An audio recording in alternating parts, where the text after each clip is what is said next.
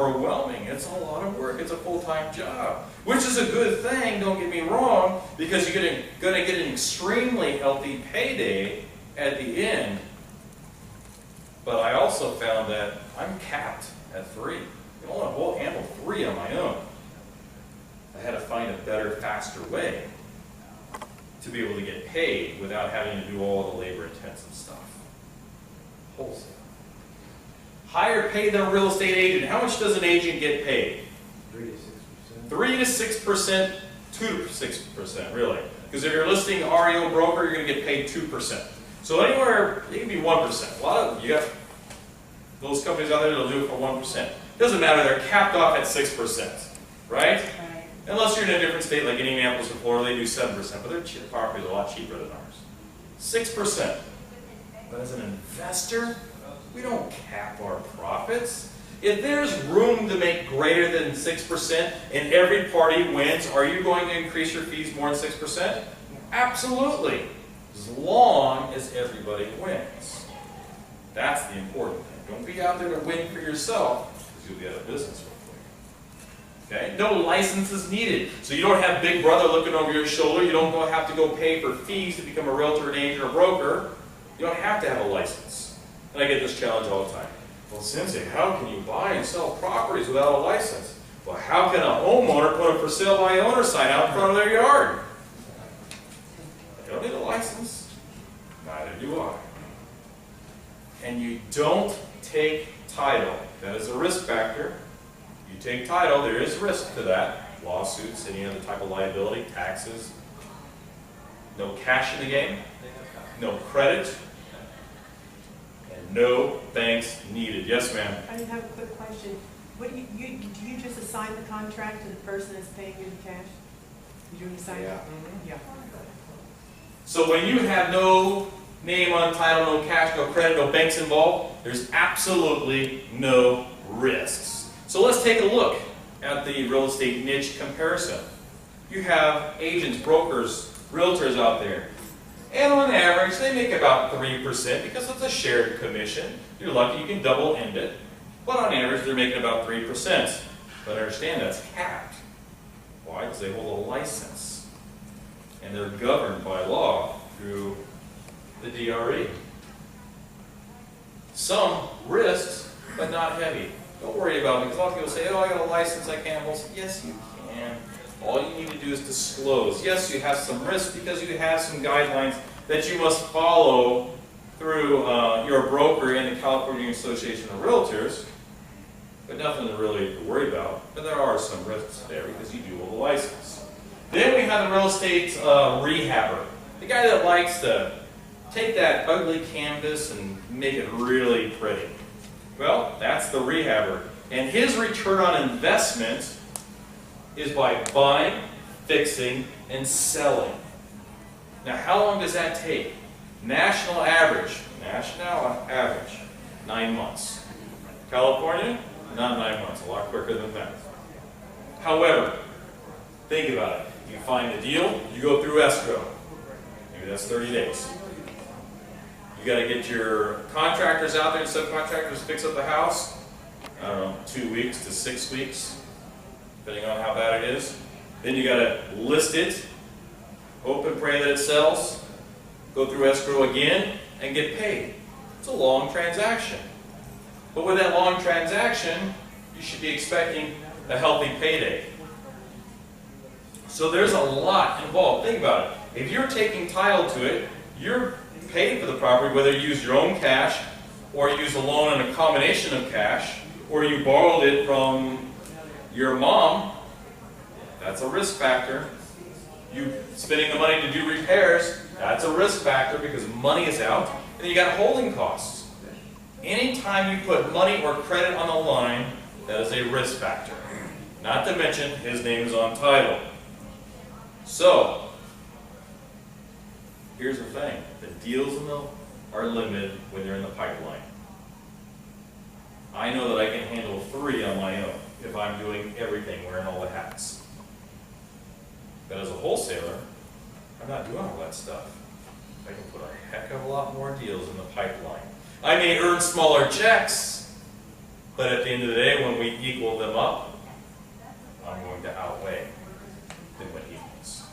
Then we've got the big, fat, and sassy landlord. Okay? He's really into this for residual income. He's looking to build his net worth. He's looking for the cash flow, the tax deductions, the equity through either principal pay down or through appreciation. But he also has to deal with all the tenants and toilets. It's typically worth it to us landlords because we know the big horizon.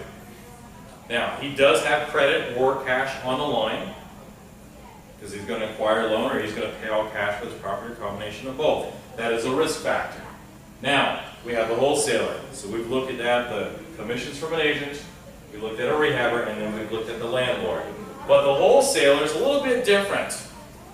Our average profits is 10% of the after repair value. You should write that down. 10% of the after repair value. So on that house, that was worth about if I have a house that's worth about 100 grand, I'm looking to make about 10 grand off of that. Now, does that mean I always make 10%? No. I may make less, and sometimes I may make a lot more. But my target is 10%. I can put almost an unlimited amount of deals in the pipeline. I can really blow away most other real estate investors if I'm handling the business on my own. There's no cash nor credit in this deal. So maybe this side is cash rich, but you're not credit rich. Maybe this side is credit rich, but not cash rich. Perfect business for you guys. Maybe you have no cash and you have no credit. Still perfect for you. And maybe you have all the cash and you have all the credit. Still works for you. This business is very important because wholesale is the foundation to all real estate. Think about it. I'm not saying to sign in contracts, wholesale. We're buying at discounts. We're getting them at dirt prices. We supply somebody else. And then they typically supply somebody else. Basically, you're going to be doing real estate without the risks. Just pure profits. Now, a little bit about myself. I mentioned that I'm a rehabber. I started out as a rehabber, still a rehabber today. Did my first deal back in 1995. In fact, I had a very full plate back then because at that time in 1995, I got engaged, got married, had a baby, bought our first house. It was a wholesale deal, not knowing that I got a wholesale deal. There was a bunch of equity in it. Turned around and refinanced that, pulled some money out, and we went and bought my new Fort Myers property out there that I rehabbed and fixed up. And that's a lot at one time, within 1 year. Just ask my wife. Okay? So we started out as a rehabber and eventually build up. The flipping properties out of state so that we can move them into California. And even though when we were in California, flipping properties, we were still flipping properties out of state. Because remember earlier I said, hey, if you got something that's making you consistent income, don't abandon it. I didn't abandon it. I'm still doing it today. But I noticed it capped my potential because I could only handle those 3 deals at one time. I was buying properties from the bank, Golden Feather, if you remember Golden Feather. That's how I was buying from distressed people, and I was buying from wholesalers.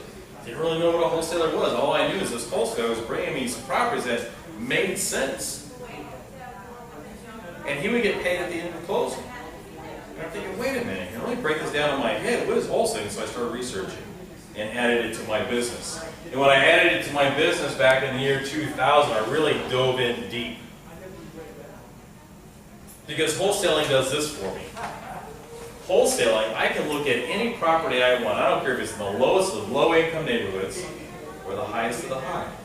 It can be the most beautiful turnkey property, or it can be burnt all the way down to the ground. I don't care. What I care about is that discount that I get, and that price cures all. Because there's somebody out there that will buy it from me if I get the right price. Understand? Now, as a rehabber, I'm never going to go rehab properties for low income. That's not my niche. I want to rehab properties to where I know I can sell them. And typically in low income, that's a heck of a lot of work to try to sell a property that is mostly tenant occupied. So as a wholesaler slash rehabber at this point, I can do this. Rehabbers have this in their mind, that they only buy properties that fit their criteria. And maybe their criteria is this: I live in bedroom communities, it must be in between 12 and 1,600 square feet, 3 bedrooms, 2 baths, and at least 2-car garage. That's what I'm after as a rehabber. If that does not fit their criteria, and a condo comes along that's a 2-bedroom, 1-bath, that's 950 square feet, but the numbers work to where you can flip this thing, most rehabbers will say, pass. That is not in my little comfort zone. But there's no comfort zone for the wholesaler. We're the little sucker fish on the bottom of the tank that picks up everything. So for me as a rehabber, I can say, you know what? That condo doesn't fit my rehab criteria either, but the numbers do work. So I'm going to put it under contract, and I'm going to flip that contract over to somebody that does fit their criteria, and with the money that I just got from them, I'm going to use that to fund my rehab on this property over here. So now I've got 2 ways to make some cash in real estate. I'm rehabbing the ones that I really like, and I'm putting under contract all the ones that I don't care about and flipping out the contract. With that, I noticed this. If you're a rehabber or a wholesaler, you're really searching for what? Good deals. What's a good deal? Equity positions. Equity positions. If it doesn't fit the equity position standard that a wholesaler rehabber has, it's not going to work. And so let's say, for instance, we've got a wholesaler. And in California, right now, properties are being wholesaled up to 80% of the after repair value. It's been changing all over the place. But 80% of the after repair value is typically the top that a wholesaler will pick up, depending on the amount of work that it needs. But let's say it's 87%. What's that wholesaler going to do? They're going to walk. What are rehabbers going to do? They're going to walk. They know that they can't fix this up and do all the expense they need to put in this property and make a profit. They're going to lose. What does Sensei do? Oh, purchase options. Creative financing. Subject to land contracts, contract for deeds, lease options, sandwich leases. Wholesaling is all about equity positions, and purchase options is about properties with very little to no equity positions. In fact, if a property is worth $100,000 on the after repair value, and it's upside down 130, I can still package that up and flip it over to another homeowner. Not a problem. And still make money.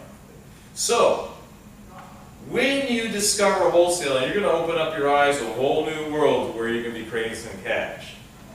And what I'm saying here is that when you get your wholesaling business down, then you add on purchase options. Because it is like a yin-yang, they balance each other out. The biggest mistake that most people make in wholesaling is they only stay with wholesaling. But they leave 50% of the deals on the table for only 3% of the people out there that know how to do the purchase option side. So I'm always got my funnel full. Now, started teaching others back in the year 2000. People were saying, hey, what's that guy doing? Why has he changed? What's different about him? How come he's always running from house to house? How come he's always doing this and that? Why, what's going on? People looked at me different. People wanted to understand. They wanted to learn. They were in need. They wanted some money. So I started teaching them a little bit about rehabbing because that's what I knew best at the time. At that time, we were buying rental properties, teaching them about that. And all of our rental properties at the time were out of state. And then by the year 2002, I opened up my first real estate club in the city of Downey, LA County. I also have one in Corona, Norco, Riverside County, and one in Scottsdale, Arizona. So we run the 3, and we're looking to open up a 4th one in the year 2013. Where's the 4th one? Monrovia, Arcadia, Pasadena area. Okay? Founded the Black Belt Investors, Remote Rehab, the Property Outpost, Jabbermouth Marketing, that all ties into real estate. Now, helping others build cash and create wealth through real estate, buying and selling, is my ultimate goal. Love teaching. Been teaching since I was the age of 12. I was teaching adults by the age of 12 when it came to martial arts and boxing. And I own 11 martial art boxing facilities today. That's a true passion of mine. Don't have to, but I love it. And we all should do what we love to do. But even though I've accomplished a whole lot here, biggest accomplishment is that right there. My wife, my 2 sons, and my daughter that's up on top there. Here we were just, last Thanksgiving we took a trip over to Utah and just kind of hung out a little bit. And what is that place called? Not Bryce Canyon, the other one. Now, I am putting you on the spot. Is it Arches? No, that's Bryce Canyon. The other one, South Utah. How about that? Just hanging out. But nonetheless, love the family. We have a great time. We always do little things together, little weekend trips, and just have a really good time. So, let's take a look at a case study. If you like writing down numbers, you might want to write this down. Rick is a student of mine, and he travels from LA to Northern California all the time. What he does is he runs around and bids on projects as a contractor for a company to build something like this. Commercial properties, strip centers, malls. That's what he does. He puts all the numbers together, then he coordinates all the subcontractors. Nonetheless, he wanted something on the side, kind of like a hobby, and something that could work around his schedule. So he decided on wholesale, especially since he didn't have to put any money into the deal, but he understands all the numbers because he's dealing with real estate all the time. Nonetheless, he did something really easy, something that everybody should do, and that's direct mail. Who's heard of sending postcards and letters? Who's heard of it? Let me see. Wake up. Yeah. You know why? It works. It works. It works. It works. It's one very cost-effective marketing tactic that you must insert into your business. And that's what he did. You know what he did? This is in Central California here, and he drives back and forth. He figured a little, what I call a TZ, a target zone, where he was going to market. And he extracted all the non-owner occupants out of that city, put them on mailing labels, and sent on a ton of postcards. Every 2 weeks, he sends out a postcard, and he gets this guy calling him back. Now, this house is a duplex, okay? Side by side right there. You drive by, does it look like it's distressed? No. Looks decent, right? Roof's in good shape. I mean, I know it's a fuzzy picture, but it's a decent little house. They're both vacant, so it's non-income producing. But the gentleman that owns this property owns a lot more properties in the city too. And he's retiring from being a landlord, and he's slowly letting them go. Okay? And this one, since it became vacant, he decided, well, I think I'm just going to let this lease expire out, the next one, and let it become vacant, and then turn around. And his plans was to fix it all up and sell it. Well, Rick got a hold of him first, decided not to fix it, and just to get a little bit better price for himself. So we got a tied landlord on our hands. The duplex that's vacant. Now, when it was occupied, because Rick verified the rent schedule, it was renting for $14.75. That's for both sides. Not bad. How do we know it's not bad? Because the after repair value is $136,000. Remember that 1% rule I was talking about earlier? Well, what's 1% of 136,000? That's right. Is he making more than 1%? So it's a good cash flowing unit, isn't it? The duplex. I love duplexes. Because one goes vacant, you only have 50% vacant, right? So, anyways, the repairs between both sides came out to about $11,000. And so, with that, Rick offered a cash offer, and they accepted $99,300. The guy said, no problem, I don't have to fix it up, I don't have to do the survey, I don't have to do any of that stuff, no problem. In fact, I believe Rick threw in saying he'd pay for all the closing costs. Now, is he really going to fix this up? Is he really going to pay the closing costs? No. That's going to be the next buyer in line. He knows he can do that because of this. The value and what the rents are pulling in. It's a good deal for anybody. Right? Put $11,000 into that, you're into it for $110,000. Pretty darn good deal. So Rick turned around and sold this property to a landlord in the area. How did he get that landlord in the area when Rick doesn't live there? Remember I said he extracted all the landlords out of the city? He's communicating with them. And he found out all the other landlords that live around this area and said, hey, I got this duplex over here for sale. You interested? That's exactly what he did. Well, his landlord comes by, sells it to him for $107,800, and so Rick walks away from $8,500 just from a stupid little postcard. Not bad. That's what Rick had to say. Thanks, Sensei, for guiding me through the deal. If it weren't for your coaching, the easy step to find it, bind it, and sign it, that I learned at the wholesale training camp, I wouldn't have been able to take the baby steps needed to complete this deal. Appreciate everything you've done. Love Rick Huffman, I'm sorry. I put the love in there.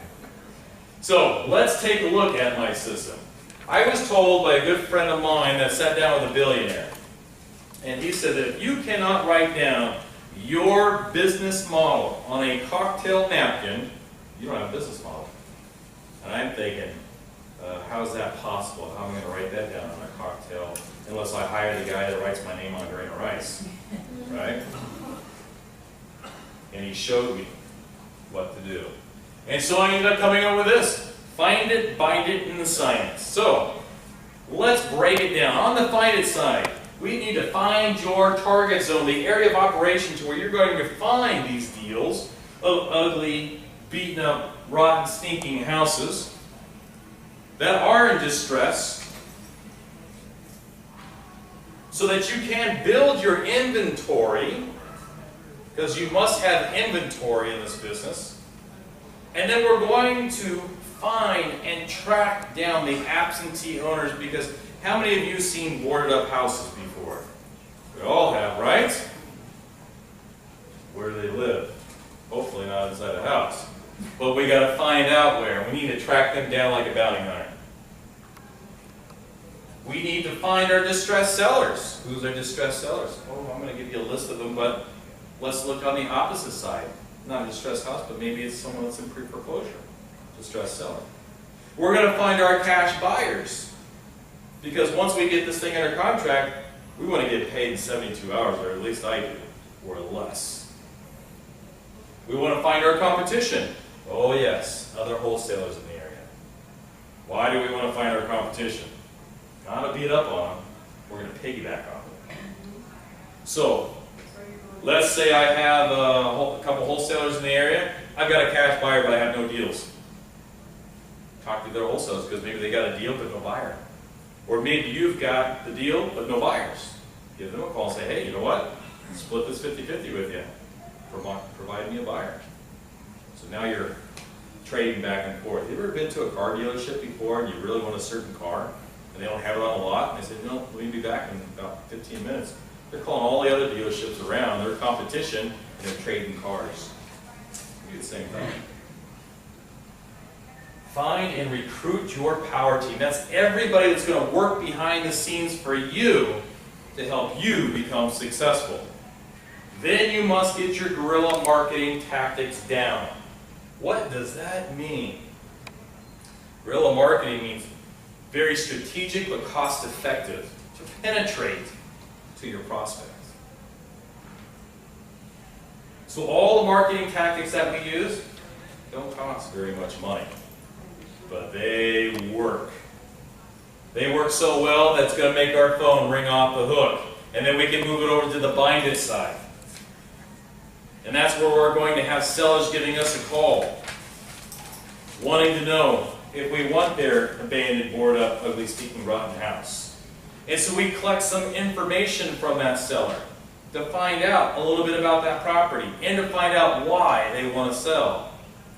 We're trying to find out if there is a circumstance, because circumstance what? Creates cash. We'll research the property, which, gosh, it really doesn't take that long. 20 minutes max if you're a beginner. 20 minutes max if you're a beginner. Formulate your offers. That's plural, by the way. Offers. Why? Because we want to be able to come in different angles of attack when we're negotiating. We don't want to be too linear. Remember back in the old days? Well, I don't remember, I just know from TV. But back in the Civil War, they would just line up in lines and they would march until they just ran into each other. Pretty stupid, huh? But then you had the Indians out there that would always come around from angles because they were always outnumbered, so they had to figure out a different way to have that leverage. That's us. So we want to have multiple offers so that way we can know a range of where we should be when we're negotiating so that we don't get too emotional over the phone and say yes to something that we should have not, or said no to something that we should have not. Once they agree, we go take a look at that property. We meet with the seller. We get them to sign a one-page agreement. One page. Is anybody a realtor in here? Agent? How many pages in the car form? Too many. Yeah, too many. What does it say, by the way? A lot of things. A lot of things that almost all agents have no idea what it says. It's all jargon. It's all about protecting the brokerage and protecting your broker, protecting everybody but the buyer and the seller. It boils down to. So it's a one-page agreement. Think about it. If you're working with distressed people, don't you want something easy for them to understand? Because the last thing you want to do is give them a contract and say, let me take this to my attorney. Like they got an attorney. But let me take this to the attorney. That's their way to back out. But when you present them something simple, straight to the point, to where it's favorable for you and the seller, it's kind of hard to back out of that. And it puts them at ease. It's like finally something freaking easy in my life. That's what it boils down to. Then we lock that up and we submit it into escrow. Now the contract and putting into escrow are the two things that bind the deal. That locks them in. It locks you in. Then once we lock it up, we move on to the third model, and that's assignment. Guerrilla marketing tactics. Now before guerrilla marketing tactics, we're trying to extract the sellers. We're trying to extract some cash buyers, maybe some tenants or lease option buyers, because you're going to get everybody calling you wanting property. Now we're going to be attracting just specifically the cash buyers. Once we get them on the phone, we're going to tell them, hey, here's the specifics of the property, basically repeating the same thing that's in your ad. Tell them to go drive by the property. Get right back to you. Lock it up under the one-page assignment contract. Get paid on the spot. Here's a little note, cash or cashier's check. Or wire. That's the only way we get paid. Okay? Then, or PayPal. I do PayPal a lot too, by the way. Yeah? Wholesaling and PayPal. Okay? Then we submit that contract into escrow. And even though that we got paid, we still hold the hands of the seller and the buyer, making sure that the transaction closes properly, making everybody feel warm and fuzzy. You give good customer service, trust me, they'll be back.